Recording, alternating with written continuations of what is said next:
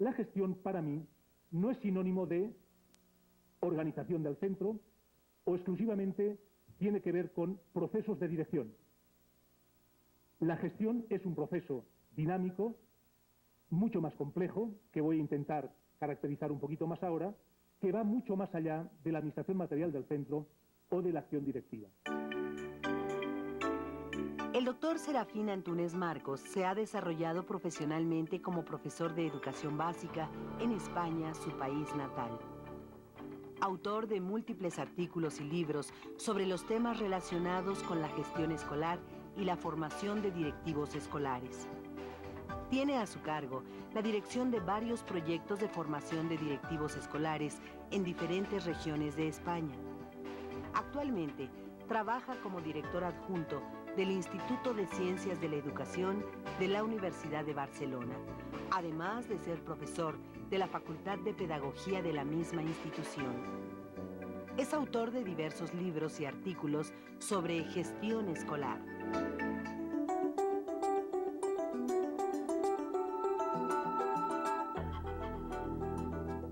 Saludarles, agradecerles la oportunidad que me brindan de compartir con ustedes este encuentro, encuentro que entiendo que es una ocasión para aprovechar y reflexionar en común sobre una serie de temas que parece que son interés de todas las personas aquí presentes y que en síntesis pues se podían reducir a lo que titula esta modesta charla. ¿Cómo puede desde la gestión escolar modificarse el sistema educativo, el sistema escolar? ¿Cómo podemos, las personas aquí sentadas, estudiosos, técnicos de la administración, prácticos, vislumbrar hasta qué punto los procesos de gestión en los sistemas escolares, en las instituciones educativas, son realmente un factor de mejora o si simplemente debemos seguir reiterándonos por promover las mejoras simplemente a través de cambios en los aspectos didácticos, en los aspectos curriculares? El tema objeto de estudio tiene que ver, decíamos, con la gestión escolar y cómo puede, a través de ella, modificarse, transformarse los sistemas educativos con el ánimo de mejorarlos, porque eventualmente se podía transformar hacia mal o empeorándolos. Supongo que ustedes entienden como yo que cuando se habla de transformación de los sistemas educativos y de innovaciones, siempre estamos buscando cambios para mejorar. Digamos en primer lugar que cuando hablamos de sistema educativo o sistemas educativos, nosotros nos referiremos a ellos, pero sobre todo dentro de los sistemas educativos, al aparato de centros escolares, que es donde yo más les puedo aportar ideas, pero que creo que también van a ser útiles esas ideas que planteemos para la gestión de centros escolares, para la gestión de unidades, equipos, servicios de la propia administración educativa, como son órganos técnicos donde la mayoría de ustedes trabajan. Yo creo que vamos a poder sacar inferencias para ambos ámbitos de reflexión, el ámbito puramente escolar, el ámbito del aparato institucional. Por lo tanto, cuando hablamos del sistema educativo, a menudo designamos con esta expresión el conjunto de niveles, el conjunto de grados, ciclos, etapas, mediante los cuales se organiza pues la escolarización de nuestros estudiantes. A eso lo llamamos estructura del sistema educativo. No nos vamos a referir a la estructura del sistema educativo ahora. Seguro que nos vamos a referir tal vez a otra acepción del término sistema educativo, entendiéndolo ahora, y esto creo que es lo que nos interesa, como el aparato, el dispositivo de unidades, de servicios, que reciben nombres diversos, subsecretarías, secciones, unidades técnicas. Es decir, ese conjunto, ese aparato de unidades que tienen unas funciones precisas, ustedes, y no les sepa a insulto lo que les voy a decir, son el aparato, forman parte del aparato. Si alguien no lo tenía presente, pues tal vez esta es una buena ocasión para recordárselo. Y por tanto mi reflexión va bastante destinada a este auditorio que considero que forman parte de ese aparato del sistema educativo, en este caso de la educación mexicana. Este aparato, este dispositivo, tiene a su vez diversos sistemas o subsistemas. Uno de ellos sería el sistema escolar, la red de centros escolares a la que desde luego nos vamos a referir. Por tanto, nuestra reflexión tiene que ver con el sistema escolar, conjunto de establecimientos escolares, y con el sistema educativo en tanto que aparato, dispositivo, artilugio del que nos valemos para llevar a cabo unas políticas que los poderes legítimamente elegidos tienen derecho a implementarse. A menudo cuando hablamos de gestión siempre tratamos de expresar acción. Gestionar siempre quiere decir llevar a cabo algo. Pero claro, a veces cuando usamos el término gestión al hablar, por ejemplo, de centros educativos, de centros escolares, podemos también tener aquí acepciones diversas y merece la pena saber a cuál nos referimos para entenderlo. A veces el término gestión se utiliza como sinónimo de la acción y del efecto de la administración material del centro. Otra opción es la que identifica la expresión gestión escolar con las actuaciones propias de órganos de gobierno y, más expresamente, con la acción directiva. Nosotros creemos, si abogamos por una gestión participativa, por una gestión democrática, tanta gestión está haciendo un profesor que está dando clase a unos estudiantes para enseñarles la regla de Ruffini, está ayudando a gestionar la institución en el área de trabajo del currículum, como está ayudando a la gestión de la institución una profesora que está estableciendo vínculos con la asociación de padres para potenciar la colaboración. Esa persona, sin ser directora, sin ser jefe de estudios, está realizando actuaciones gestoras y, evidentemente, cuando una directora está presidiendo una reunión de profesores o cuando está tratando de llevar a cabo un proyecto o que se desarrollen unas ideas que se acordaron entre todos, está también ejerciendo actuaciones gestoras. Por lo tanto, la gestión para mí no es sinónimo de organización del centro o exclusivamente tiene que ver con procesos de dirección. La gestión es un proceso dinámico, mucho más complejo, que voy a intentar caracterizar un poquito más ahora, que va mucho más allá de la administración material del centro o de la acción directiva. Por tanto, a esa gestión estamos llamados todos, no solo el administrador o el secretario, ni la directora que eventualmente desempeña ese rol dentro de la institución. Gestión en suma no sería sino movilizar recursos, orientar recursos, utilizar recursos en una determinada dirección en función de unos propósitos. Es decir, de unos propósitos que definimos entre todos si estamos y abogamos por una gestión autónoma del centro, como hablaremos después. Porque se podía entender también otra acepción a la cual yo no me apunto, que sería la gestión como tarea que se realiza por encargo de otro. Por ejemplo, cuando ustedes tienen que hacer su declaración de Hacienda o cuando ustedes tienen que resolver algún papeleo administrativo, a lo mejor recurren a un gestor. ¿Qué es lo que hace el gestor? Ejecutar, porque técnicamente lo sabe hacer, lo que usted dice que ejecute. Hágame la declaración de Hacienda, resuélvame este contrato o haga el favor de hacer pues una interpelación en mi nombre delante de un juez. Por tanto, la gestión para mí tampoco sería la acción que se desarrolla por encargo de otro, en la acepción más tradicional de la tarea gestora.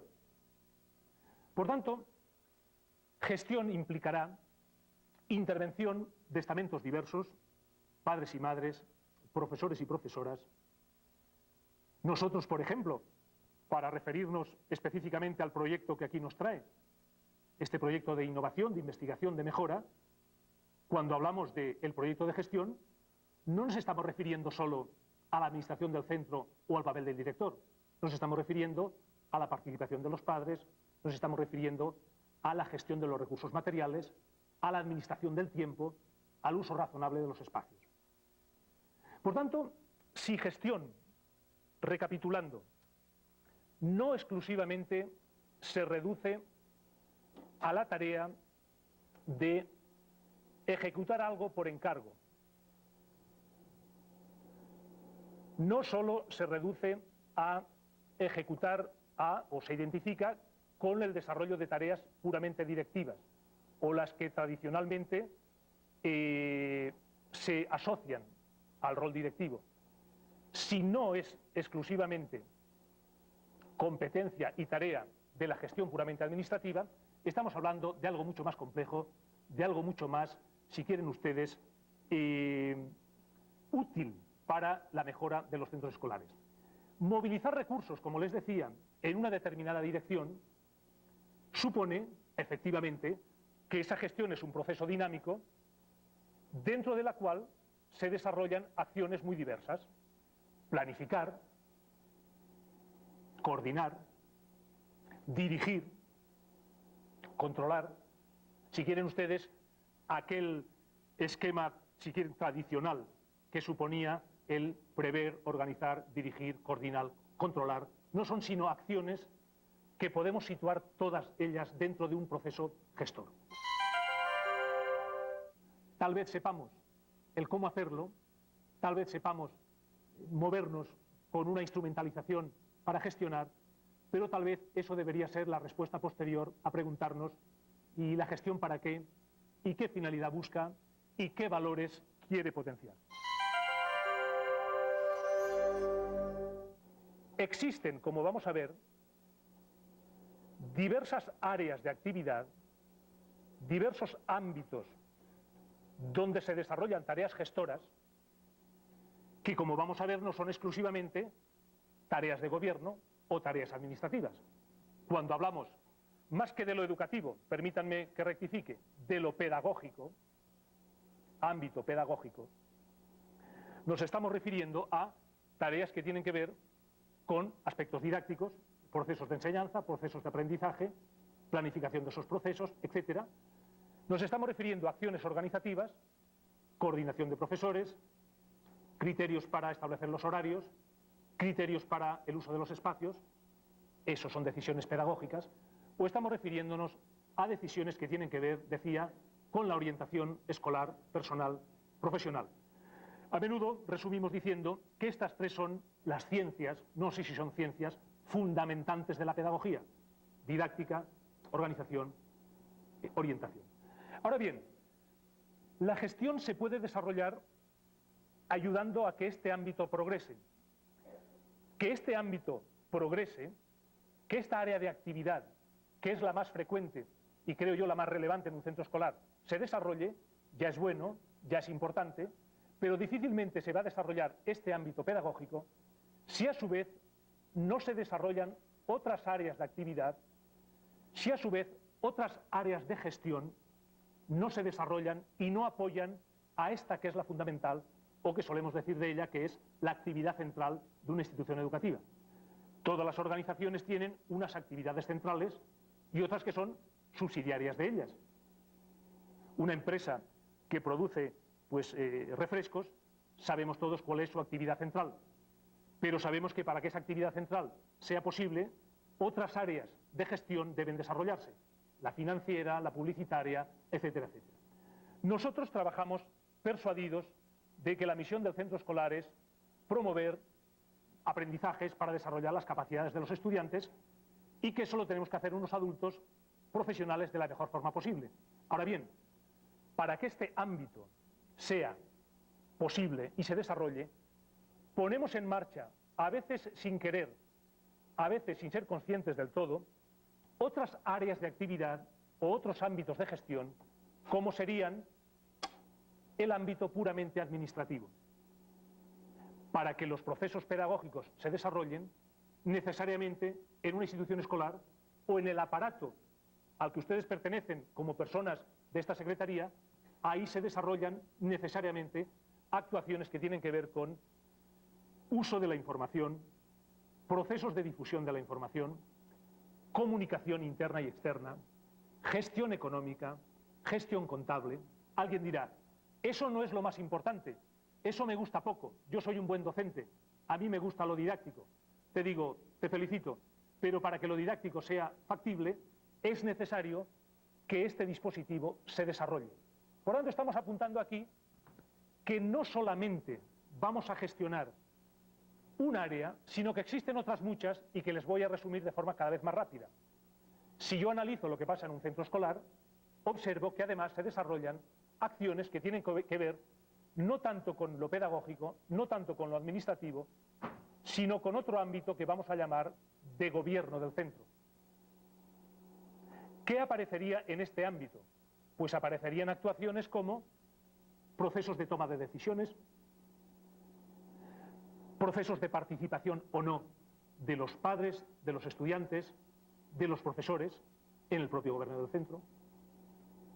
Aparecerían aquí actuaciones que tienen que ver con funcionamiento de los órganos de gobierno. Aparecerían aquí actuaciones que tienen que ver con la proyección externa de esa institución, sus relaciones con otros centros, con la administración educativa, con la empresa, eventualmente, ustedes dentro de la SEP con los destinatarios de sus servicios. Es decir, otro ámbito aquí aparece susceptible de ser gestionado, y es el gobierno del centro. Bien entendido que está, que abogamos porque este ámbito de gobierno, como decía antes, no sea exclusivo de las tareas de las personas a las que tradicionalmente les asignamos las tareas de gobernar, formalmente, sino que lo abrimos en un abanico de amplio espectro, como veremos, a otros estamentos, a otras personas. ¿Qué más podemos identificar en el centro escolar? Pues actuaciones que se pueden referir a la gestión de los servicios que tengamos en el centro.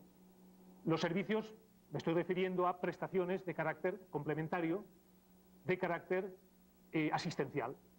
A veces en los centros escolares se prestan servicios, pues no puramente que tienen que ver con lo curricular, sino que a lo mejor es un servicio de comedor escolar, transporte escolar, reproducción y copistería, internado. Es decir, si en una institución escolar, además de lo que son tareas tradicionales, que son las de fomentar que estos procesos se desarrollen, además tenemos servicios, aquí se amplía de nuevo el ámbito de actuación. En todo caso tenemos otra tarea añadida, que es gestionar este ámbito. Y sin ánimo de ser exhaustivos, intentaría acabar el panorama diciéndoles que existe también otra área de actividad que vamos a resumir con el nombre de sistema de relaciones que establecemos entre los recursos personales que hay en el centro, entre la estructura, el aparato que tenemos en el centro, o en su caso, en los servicios, secciones de la administración educativa. Es decir, para dar respuesta a este ámbito, lo que hacemos es tomar decisiones en relación a regulación de la convivencia, sistema de relaciones, resolución de conflictos, motivación, no motivación desde el punto de vista de lo didáctico, motivación de los estudiantes, que eso estaría donde señala el peso. Motivación, estoy hablando de motivación del equipo, motivación del personal, etc. Por tanto, vean ustedes que cuando hablamos de gestionar, lo que habría que clarificar en primer lugar es en qué ámbito nos estamos moviendo, a qué área de actividad nos estamos refiriendo. Cuando hablamos de transformar en los aparatos del sistema de la administración, estamos hablando de cambiar para mejor, decíamos, pero siempre respecto a unas políticas claramente expresadas, si no todo es una trampa o eventualmente un engaño, o una simulación de la participación o una simulación de la autonomía. ¿Qué ha ocurrido y por qué en estos últimos años o épocas el interés por el estudio de la gestión escolar está tomando cada vez más auge? Pues yo creo que por razones diversas. Solamente hace falta volver un poquito la vista atrás y no hace falta tener demasiada edad ni demasiados años de experiencia en educación para darnos cuenta de que no hace mucho, cuando se trataba de analizar la educación escolar, se ponía prácticamente el acento, solo tienen ustedes que, los que estudiaron educación, pedagogía, magisterio, analizar los libros de texto con los que nos formamos todos y todas, esos manuales de pedagogía que estudiaban la acción de educar, primero analizando qué era el alumno, cómo evolucionaba, el alumno en singular, cómo aprendía, fases de su evolución, características psicopedagógicas de las edades distintas. Después venía otro capítulo que decía, y ahora vamos a analizar el profesor, su papel, su rol, Incluso en aquellas épocas se hablaba de la teoría de los rasgos de los profesores, ¿verdad? ¿Cómo tiene que ser el buen profesor?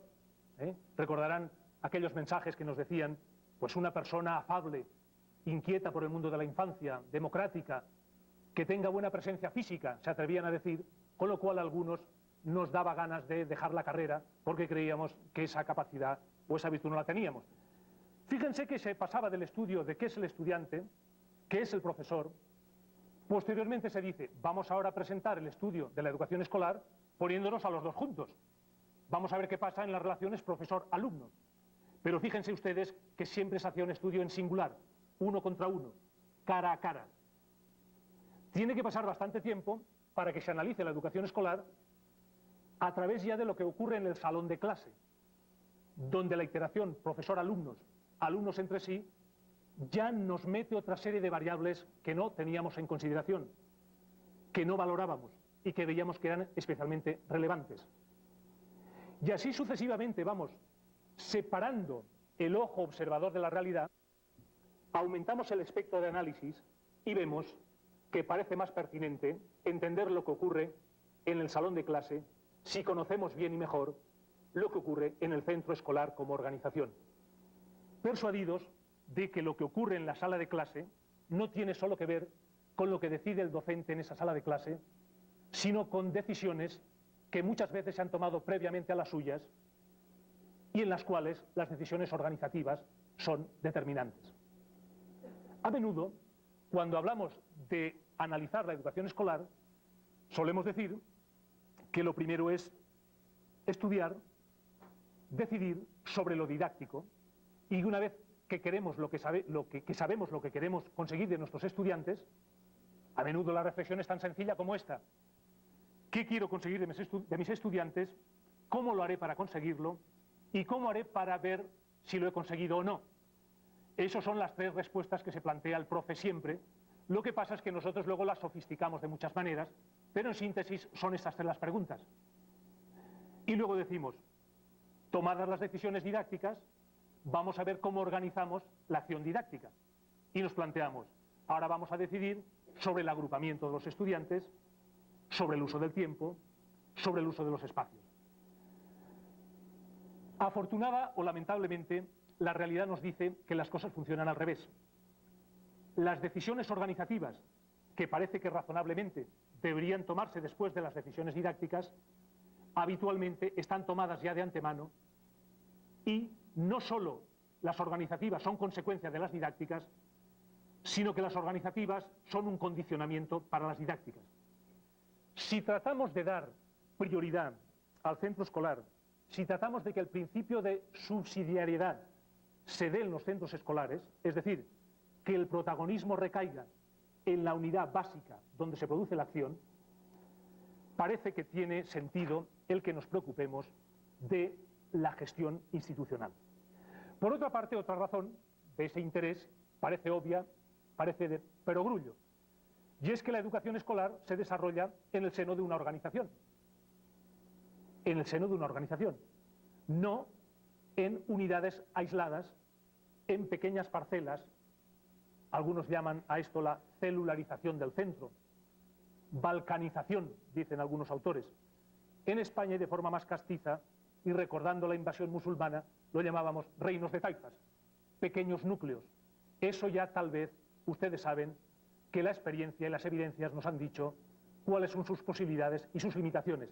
La acción individual, la concepción del centro escolar como un agregado de partes que tienen poco en común, es una solución que ya conocemos todos de sus limitaciones. Es decir, la convicción de que la educación escolar es una tarea de un colectivo de profesores, de profesoras, puesto que comparten la educación de un colectivo de estudiantes, que son alumnos de todos los profesores.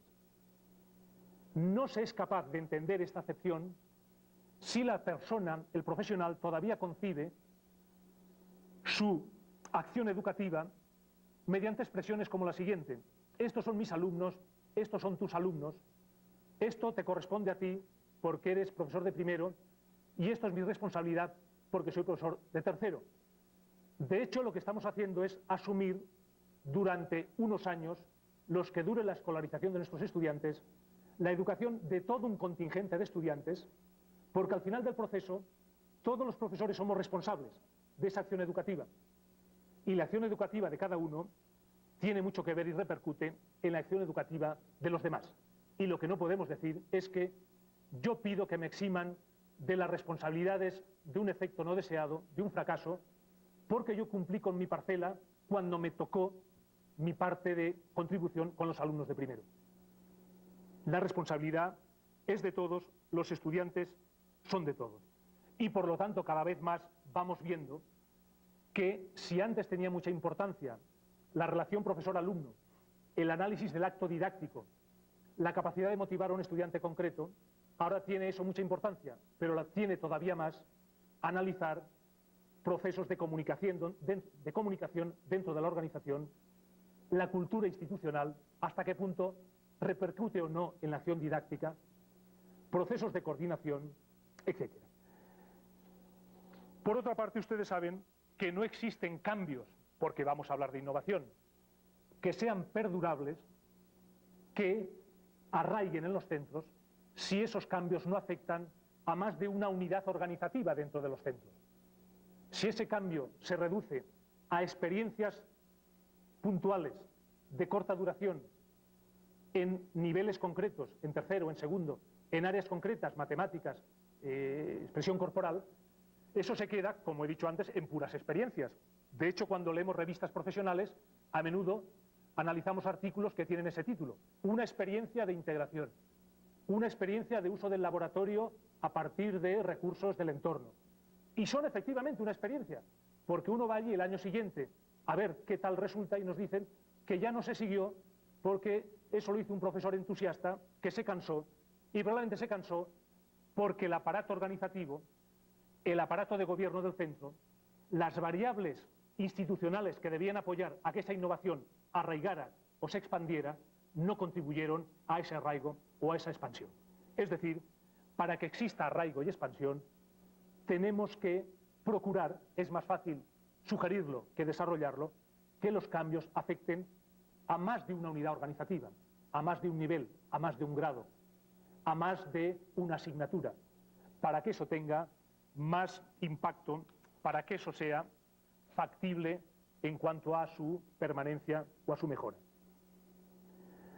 Otra cuestión que parece que justificaría el énfasis por el estudio de la gestión institucional es la evidencia de que los centros escolares caminan cada vez más desde una gestión heterónoma o desde una situación heterónoma a otra cada vez más autónoma.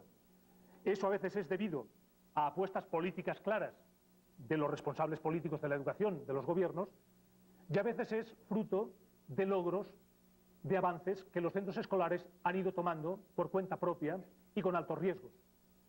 De hecho, hoy, negar el desarrollo propio de cada centro en función de sus problemas y en función de sus soluciones particulares es, creo, tratar de poner puertas a la mar, de tratar de evitar lo que necesariamente va a ser inevitable, aunque nos empeñemos en no admitirlo.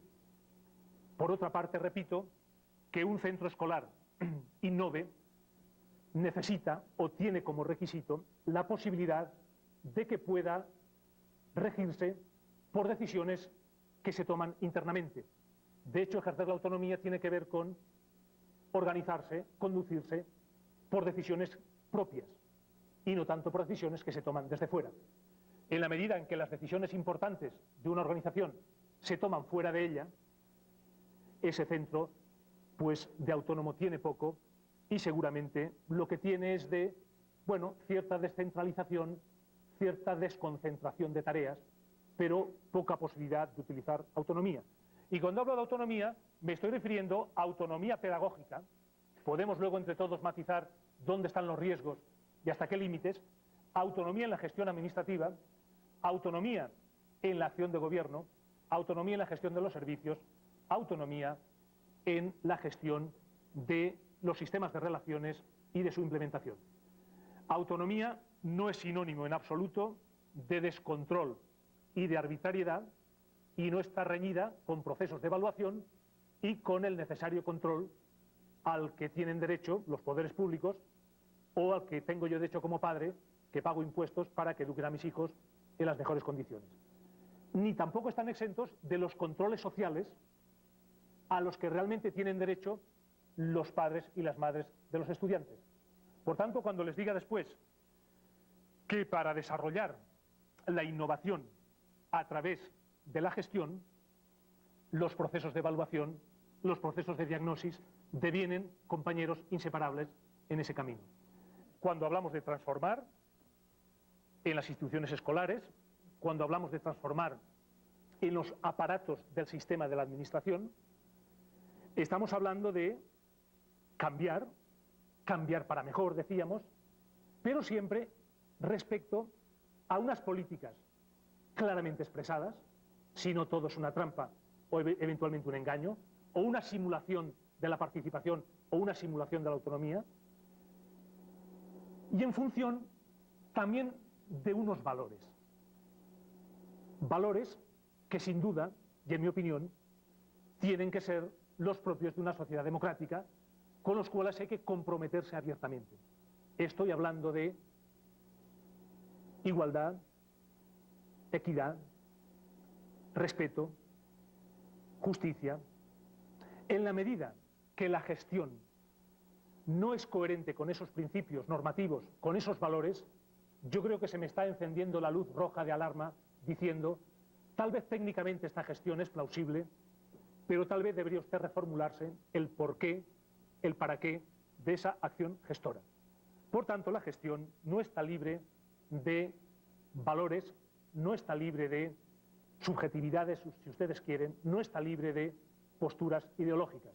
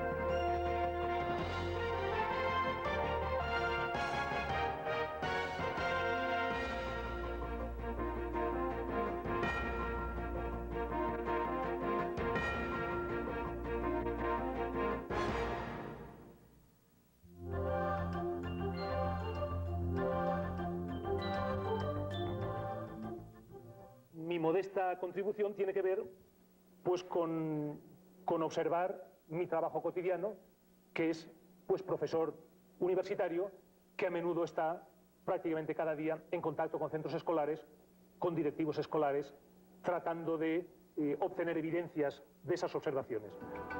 El doctor Serafín Antúnez Marcos se ha desarrollado profesionalmente como profesor de educación básica en España, su país natal. Autor de múltiples artículos y libros sobre los temas relacionados con la gestión escolar y la formación de directivos escolares. Tiene a su cargo la dirección de varios proyectos de formación de directivos escolares en diferentes regiones de España. Actualmente, trabaja como director adjunto del Instituto de Ciencias de la Educación de la Universidad de Barcelona, además de ser profesor de la Facultad de Pedagogía de la misma institución. Es autor de diversos libros y artículos sobre gestión escolar.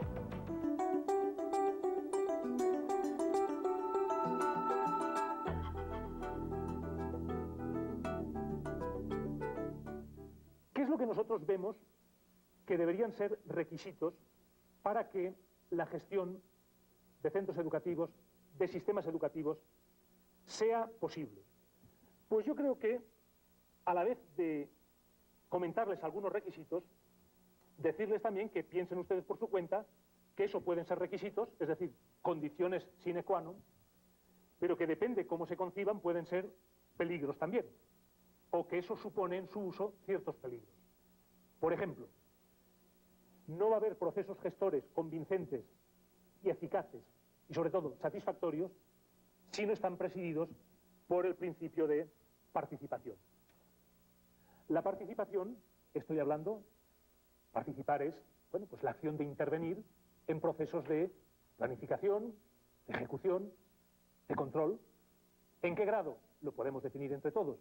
Estoy hablando de la posibilidad de intervenir, insisto, veremos en qué ámbitos, veremos en qué grados de los distintos estamentos que conforman la comunidad educativa, entre los cuales están los estudiantes, entre los cuales están los padres y las madres, etc.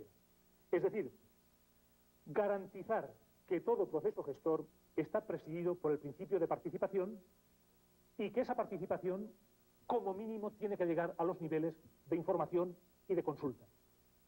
La participación puede ser, pues, una trayectoria que yo recorro desde el nivel mínimo, que es informar a las personas de lo que se hace, ya participan de alguna manera, a el otro nivel extremo, que sería que autogestionen ellos lo que tienen que hacer. Eso sería la participación máxima, donde ni siquiera yo intervengo porque lo delego todo a los demás. Entonces, en un proceso gestor, la participación debe estar presente, como mínimo siempre, en los dos primeros escalones del proceso participativo. El primero, la información; el segundo, la consulta. ¿Y cómo consultar? Lo podemos matizar después. ¿Y cuáles son las mejores herramientas para la consulta? Lo podemos discutir entre todos. Pero yo me sentiría un poquito defraudado, o vería que se me valora muy poco como profesor, o poco como padre de un estudiante, si todo lo que se hace en el centro donde trabajo, o en el centro en el que tengo a mi hijo, lo deciden otras instancias por mí. Y ni siquiera me consultan, y ni siquiera tampoco me informan. Sino que yo me lo encuentro todo hecho ya. Lo mismo podrían ustedes pensar desde su parcela de trabajo en este aparato de la administración de la SEP, si achacasen a su jefe inmediato, a su responsable, de que todo lo decide él o ella sin consultarlo con ustedes. Ustedes dirían: lo que está concibiendo en mí esa persona es un gestor, pero desde aquella acepción de realizar tareas por encargo de otros, en cuya definición yo no intervengo. Por lo tanto, yo soy un puro brazo ejecutor, una pura máquina que ejecuta, en la cual, o una persona, de la cual se valora todo menos su capacidad de pensar y su capacidad de proponer ideas. En la medida en que los procesos de participación se manifiesten, vamos a conseguir algo que es fundamental, y es transparencia. Y en la medida que hay transparencia, hay confianza. Y en la medida que hay confianza, hay lo que todos buscamos: implicación en el proceso gestor. Por tanto, si el quid questionibus es implicar a personas en la gestión, eso no va a ser posible sin procesos de información, sin procesos transparentes, sin dotar de confianza a esas personas con las que pretendemos trabajar en común. El segundo sería requisito parcelas de autonomía, es decir, ir disminuyendo paulatinamente las zonas de normativa e ir aumentando paulatinamente las zonas de autonomía de los centros. Autonomía, si quieren ustedes, muy controlada; autonomía en principio tutelada y después cada vez más heterónoma; autonomía a partir del principio de parsimonia, pequeños pasos, pero difícilmente va a haber una gestión original, una gestión adecuada a los problemas que tiene cada centro, si no puede desarrollar iniciativas propias, a partir de diagnosis propias. Y lo que tiene que hacer es innovar, tal vez, a partir de lo que otros piensan por ellos. Es decir, la innovación tiene que hacerse, sobre todo, a partir de necesidades sentidas y no tanto a partir de necesidades normativas. Porque la necesidad normativa la establece otro por mí desde fuera, y siempre lo hace con arreglo a un estándar con el que me compara. Yo no quiero que me compare con nadie. Yo quiero innovar mediante una gestión respecto a lo que yo necesito en relación a mi problemática, a mis condiciones, a mis restricciones. Por tanto, insisto, la autonomía como requisito. Desde luego que podíamos aquí ahora decir que una autonomía sin recursos es una puro ejercicio teatral, una autonomía sin confianza, en suma, si ustedes quieren, una autonomía que supone delegar, y delegar supone ejercitar una virtud teologal que ustedes recordarán cuando estudiaban, a lo mejor alguno lo estudia ahora, que es la fe. Delegar es un acto de fe. Y para que haya autonomía, quien cede parcelas de autonomía tiene que tener fe, es decir, confianza en las personas, en las instancias en las que delega. Autonomía, gestión autónoma, gestión eficaz sí, necesita de recursos, pero también necesita de gestión eficaz de los recursos que administramos. Y cuando hablamos de recursos, ustedes son perspicaces y habrán visto que no me estoy refiriendo, o habrán intuido, a más mobiliario, importante, a más dinero, importante. Me estoy refiriendo también a recursos de tipo funcional. Entre ellos, la formación. Entre ellos, el tiempo para la gestión. Yo puedo tener recursos materiales, edificio, mobiliario, material didáctico. Yo puedo tener recursos personales, profesores, administrativos, asesores, supervisores, pero si esos recursos materiales y personales no están acompañados de recursos funcionales, tiempo, formación, esos recursos no son operativos. Para que las personas y los elementos materiales sean operativos, necesitan estar acompañados de esos recursos, repito, funcionales, entre los cuales la formación y el tiempo son, creo yo, los más escasos. En suma, lo que estamos diciendo es que para que haya una gestión, para que haya una gestión que deseamos autónoma, eso solo es posible mediante, decíamos, actuaciones a partir de iniciativas propias, en función de diagnosis propias, en función de recursos propios, en suma, en función de decisiones. Para que se dé lo que estamos proponiendo, se necesita entender el centro escolar, comunidad de análisis, comunidad de cambio. Se necesita que haya autonomía por parte del profesorado y poder para tomar decisiones, es decir, cambiar a veces el rol, tal vez proletario del profesor, que tiene que ejecutar lo que otros deciden por él, por otro rol en que el profesor es más activo, más responsable de sus decisiones. Tercera cuestión, y en el proyecto que nosotros trabajamos ahora y que nos trae aquí, estamos viendo bien claro, para que esa innovación se dé a partir de la gestión, eso implica procesos de toma de conciencia. Es decir, nadie va a solucionar un problema si no tiene conciencia de que existe. O otros no le hicimos ver o le ayudamos a ver a que ese problema probablemente existía. El gran descubrimiento que hacen a veces nuestros colegas, profesores y profesoras, es que tal vez creían que no había situaciones problemáticas o que no había déficit, tal vez porque fueron incapaces de detectarlo, y tal vez con un proceso de ayuda, con un proceso de aporte entre iguales, no hace falta establecer jerarquías, desde un trabajo, si quieren ustedes, de investigación en acción, de propuestas análogas, somos capaces, a través del apoyo externo, de descubrir esos déficits, de abordarlos desde patrones de análisis más precisos.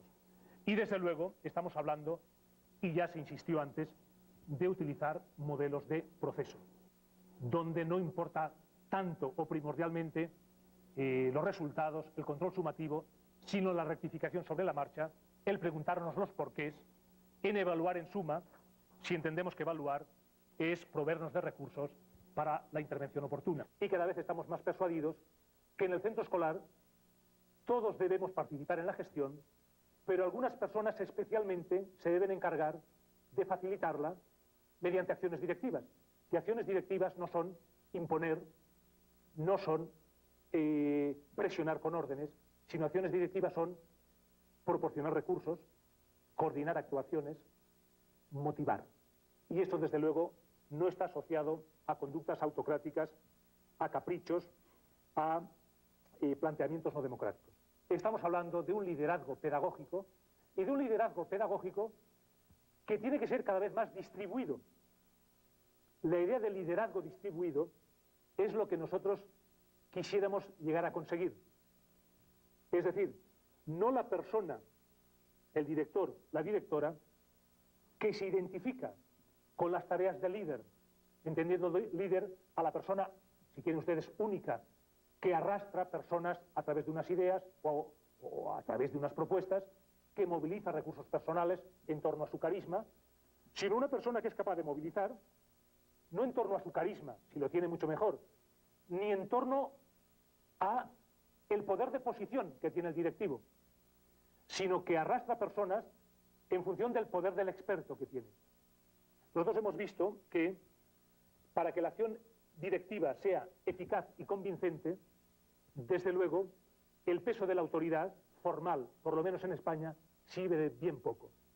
Y sí sirve mucho el arrastrar a través de la credibilidad que da el conocimiento, la competencia, la capacidad de establecer diálogos, la capacidad de crear ocasiones para establecer acuerdos.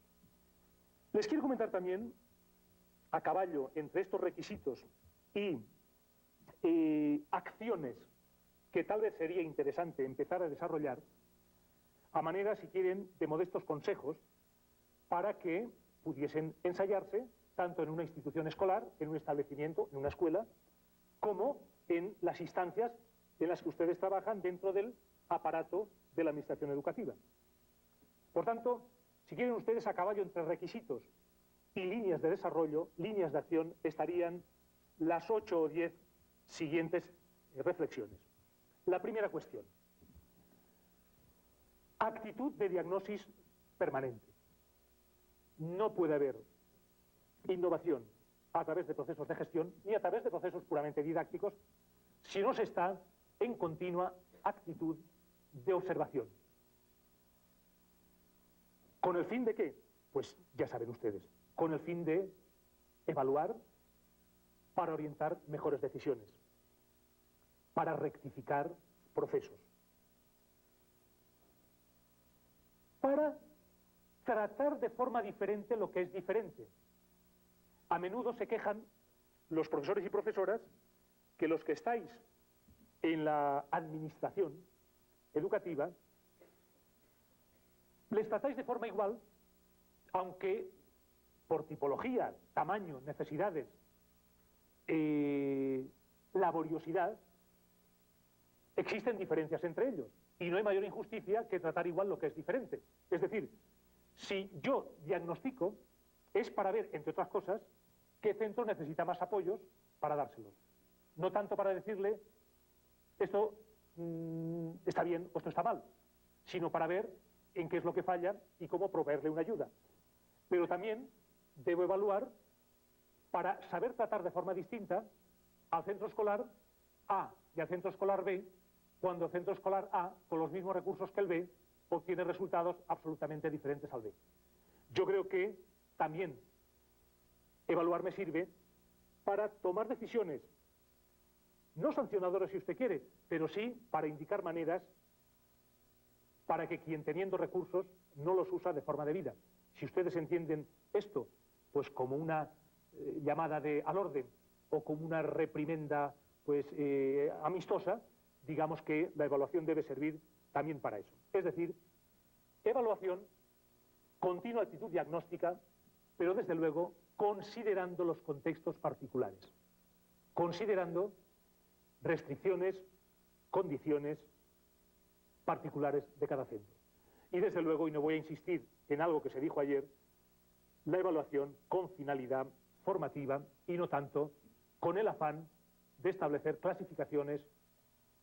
La innovación a través de procesos de gestión como los que planteábamos no va a ser posible si no está presidida por la intención, por la voluntad, por el principio de compensación de las desigualdades. Yo quiero promover esa gestión ayudando a que se haga, potenciando más a quien más lo requiere. Y desde luego tratando diferente, hemos dicho, a quien es diferente por sus recursos y por sus obras. Aprendamos, insisto, más de nosotros mismos y valoremos mucho más lo que sin duda en alguna ocasión habremos hecho bien. Parece que siempre estamos haciendo políticas de borrón y cuenta nueva, siempre parece que tengamos que renunciar a los antecedentes, renunciar sin duda a logros que algunos seguro que hubo. La credibilidad de una propuesta va a tener mucho que ver con la coherencia en todas las actuaciones respecto a una serie de valores. Difícilmente vamos a ser creíbles si nuestras actuaciones son contradictorias porque queremos meter en nuestras prácticas valores que son contradictorios. Nos vamos a hacer poco creíbles, la innovación va a ser poco posible. Y después se decía también coherencia y concurrencia de las actuaciones. Para que haya innovación, para que haya cambio a través de la gestión, hay que poner en marcha acciones que necesariamente se van a referir a todos los ámbitos de la gestión, porque entre sí repercuten. Acciones concurrentes en ámbitos distintos, desde distintas instancias. A mí no se me ocurre un proceso de innovación en una zona en el que solo impacte el supervisor y los directivos escolares no lo hagan, o en el que solo impactan las autoridades del Estado y el supervisor no lo hace y desde la SEP no se hace. Seguramente ese proceso va a ser más factible y más creíble cuando hay concurrencia de actuaciones.